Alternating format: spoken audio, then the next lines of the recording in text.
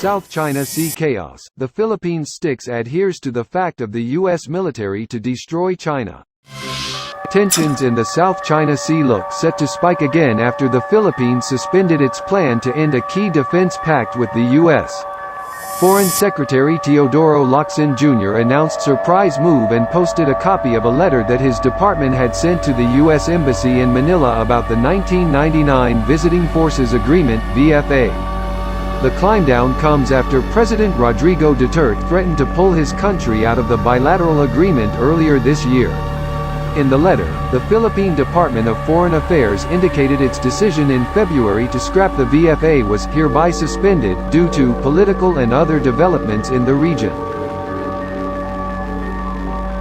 Mr. Locsin said he had issued the diplomatic note to the U.S. envoy to Manila and it had been received by Washington, and well at that. He said, the abrogation of the Visiting Forces Agreement has been suspended upon the President's instruction. The U.S. Embassy said it welcomed the development. A spokesman said, our long-standing alliance has benefited both countries, and we look forward to continued close security and defense cooperation with the Philippines.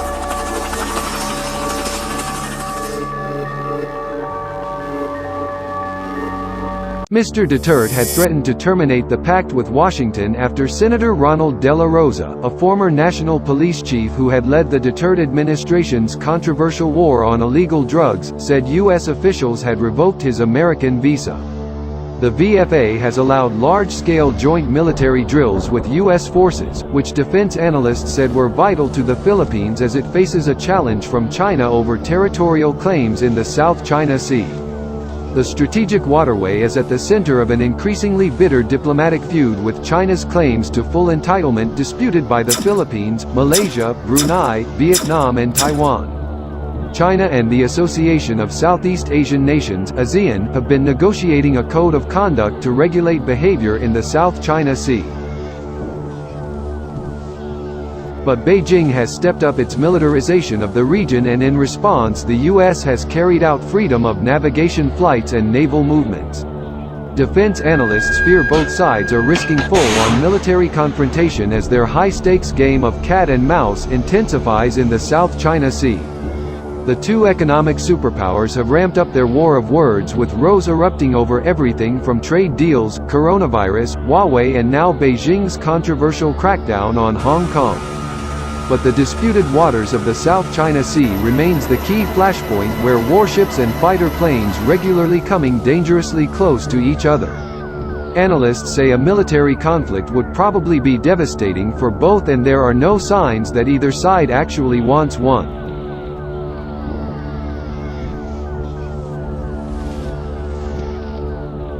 But they warn in times of high tension, miscalculations can have unintended and potentially disastrous consequences.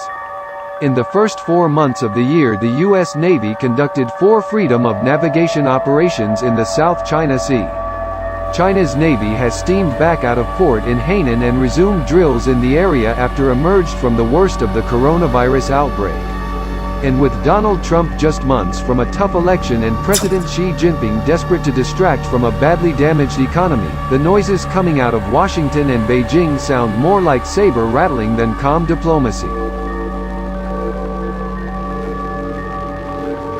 Zheng Yongnian, director of the East Asian Institute at the National University of Singapore, said, I do worry about this situation. The U.S.-China relationship is in free fall now, pushed by the hardliners from both sides. No doubt, the new Cold War between the two is escalating, and now people begin to worry about the possibility of a hot war, a regional one. Even worse, there is no force to cool them down.